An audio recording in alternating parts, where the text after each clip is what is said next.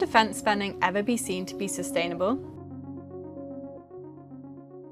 This question, once seemingly contrary with the core principles of environmental, social, and governance, or ESG investing, now stands at the forefront of a re-evaluation within the financial world. ESG investing was seen as a way for investors to consider the financially material issues from emissions to gender equality and governance, aligning financial returns with positive societal and environmental impact. But sustainability has suddenly become a more malleable word. A growing number of ESG funds, marketed and understood by investors as environmentally and socially conscious vehicles, are found to be holding significant shares in defense contractors. Some of these portfolios include firms with direct ties to manufacturing of nuclear weapons, which prompts questions considering the social implications. As sustainability becomes increasingly intertwined with national security and geopolitical considerations, ESG has become entangled with the complex and often controversial world of missiles, military budgets, and international conflict.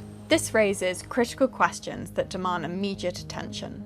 How did we arrive at this juncture? And what are the far-reaching implications of this transformation for investors who sought to align their capital with their values? The very definition of what constitutes responsible investing is being challenged, prompting a crucial re-evaluation of its scope and purpose in a rapidly changing world. Rising geopolitical tensions have seen the push to drive up defense spending. Given public investment alone is insufficient to meet the sector's needs, private investors are expected to ramp up their defense-related investments. This has seen ESG frameworks which exclude defense companies being challenged. One seemingly small but impactful change was quietly confirming that nuclear weapons are not included under its definition of controversial weapons under the Sustainable Finance Disclosure Regulation, or SFDR. This clarification sets the stage for ESG-labeled funds to accelerate investment in companies involved in nuclear arms, which had been blacklisted by many sustainable funds due to strict ethical and environmental screens, and suddenly became technically fair game for investment. Norway's $2 trillion sovereign wealth fund excludes defense contractors like Safran and Jacobs Solutions because of their involvement in nuclear programs. Although capital allocation towards nuclear arms hasn't substantially increased in ESG funds since 2022, we may see capital allocations rise given the exclusion of nuclear weapons from the EU Defence Readiness Omnibus controversial weapons definition. This means we could see an influx of sustainable capital into companies such as BAE Systems, Boeing, and Airbus, suggesting a rethink of what responsible investment really means. 5 ESG funds allocate over 7% of their portfolios to companies excluded by Norges Bank, and 55 ESG funds hold at least 2 such names. There are a few reasons behind this growing interest in defense stocks from ESG funds. A major one is how well the defense sector has been doing financially. Driven by Russia's invasion of Ukraine and conflict in the Middle East and general global instability, defense stocks have surged, often outperforming other sectors. This strong performance is a big draw for fund managers looking for good returns in an unpredictable market. But it's not just about chasing profit. It's also deeply tied to an evolving EU policy. The European Union is increasingly linking its defence and sustainability goals, making a secure and stable geopolitical environment into an argument that it's essential for achieving broader sustainability objectives, like protecting the environment and ensuring social stability. This strategic alignment suggests a long-term commitment to including defence assets within the ESG framework, intentionally blurring the lines that used to be strictly drawn between ethics and national security. But the question still remains, how is the defence industry seen as sustainable from the original goal of ESG? It's not just ESG funds that are adapting, banks are too, reflecting a broader shift in how financial institutions approach sustainability and defence. This evolving landscape has led to a significant increase in financing for defence companies by European banks, with a staggering 230% surge in 2024 alone, and a near doubling of financing to entities to $57 billion. This is because, while banks might have exclusion policies on certain weapons, these are usually not at the entity level. For example, Bank of America, Citigroup, Crédit Agricole, Mizo Financial, and Wells Fargo Each provided $826 million in financing to Lockheed Martin, which develops nuclear weapons, including intercontinental ballistic missiles, through revolving credit facilities and underwriting general-purpose bonds in 2024. The defense sector had already been tapping into sustainability-linked loans, or SLLs. SLLs are general-purpose loans where the interest rate is directly linked to the borrower's achievement of specific ESG performance targets. These targets can range from quantifiable metrics like emissions reductions to broader corporate governance goals, such as improving board diversity. For example, Leonardo, the prominent Italian defense and aerospace firm, secured a €600 million SLL in 2021. The stated purpose of this loan was for refinancing existing debt, rather than direct weapons development. However, the nature of SLLs means that while the funds aren't explicitly earmarked for weapons, their use is not explicitly excluded either.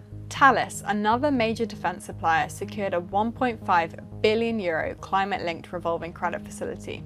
This facility was also designated for general corporate purposes, offering flexibility in how the funds are ultimately deployed. The inherent flexibility of these loans presents a unique challenge for ESG frameworks. Because SLLs do not specify how the funds must be used, companies can meet their ESG-linked performance targets, for instance, by reducing their carbon footprint or enhancing their governance structures, while simultaneously growing their weapons business. This duality raises difficult and pertinent questions. Can financing a defense firm truly be considered sustainable, simply because its loan includes an emissions target or diversity quota? For many investors, particularly those with strong ethical investment mandates, this lack of transparency of where the loans are being used raises integrity questions. However, sustainable use of proceeds products such as green, social, or sustainability bonds remain limited to the sector, as transparency requirements and the principle of do no significant harm make it difficult to earmark proceeds for defence use under a sustainability label.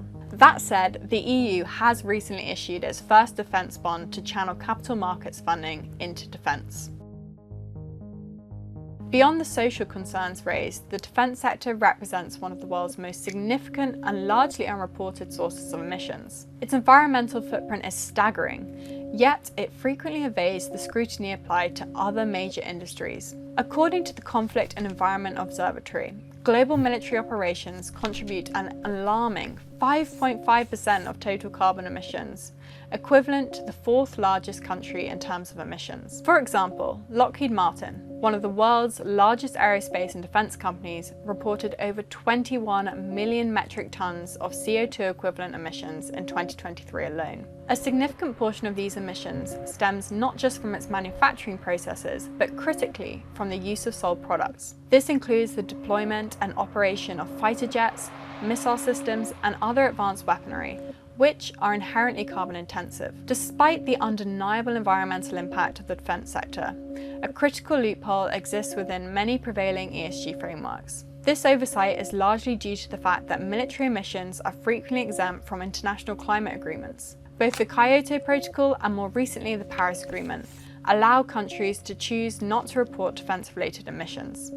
This exemption creates a significant transparency gap. Banks committed to net zero, particularly remaining members of the Net Zero Banking Alliance, might need to consider the emissions intensity of increasing exposure to the sector if they expand arms and defense financing. The NZBA guides banks to consider customers' emissions where significant. And Lockheed Martin, for example, reported 21 million metric tons of CO2 equivalent emissions in 2023 from the use of its sold products alone. Recent surveys consistently reveal rising skepticism towards ESG products, a trend particularly pronounced among younger investors who are often more acutely aware of environmental and social issues. Greater financing and investment into such companies may draw greater scrutiny from values-based investors. While the outperformance of defense stocks may tempt ESG investors, the associated reputational risks are translating into financial risks.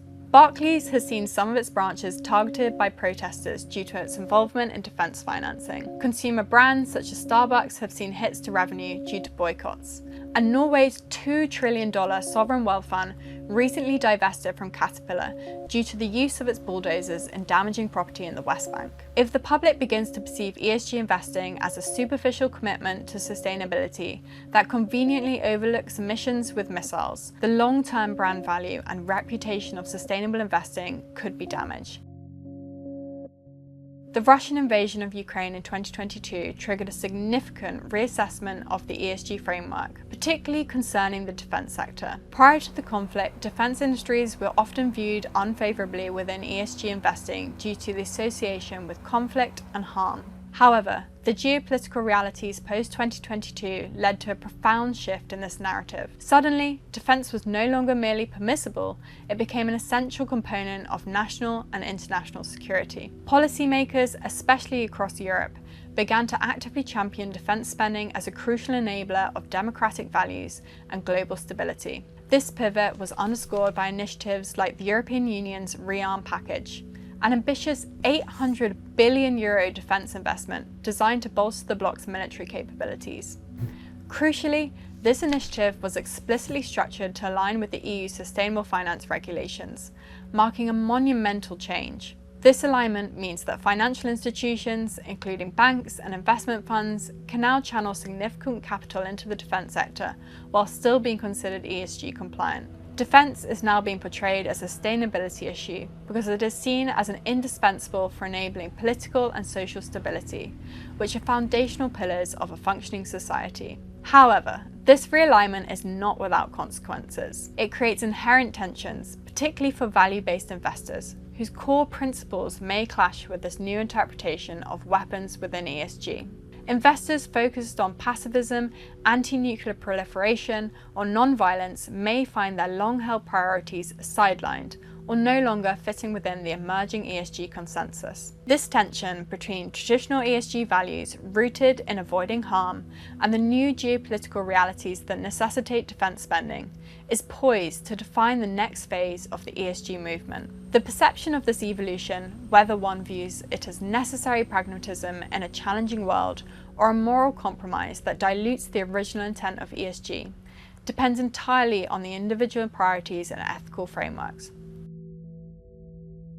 So, where does this leave us? ESG aimed to direct investment towards a sustainable future by integrating ESG factors into decisions for long-term value creation. Early adopters saw it as a moral imperative to combine financial returns with positive societal impact. However, in 2025, ESG faces a critical test, pulled by urgent emissions goals and escalating geopolitical threats. While climate targets demanded accountability and divestment from fossil fuels, national defence needs a re-evaluation of excluding defence industries from ESG portfolios. Rules may now permit weapons in ESG, reflecting pragmatic adjustments. But the critical question for investors remains: should they?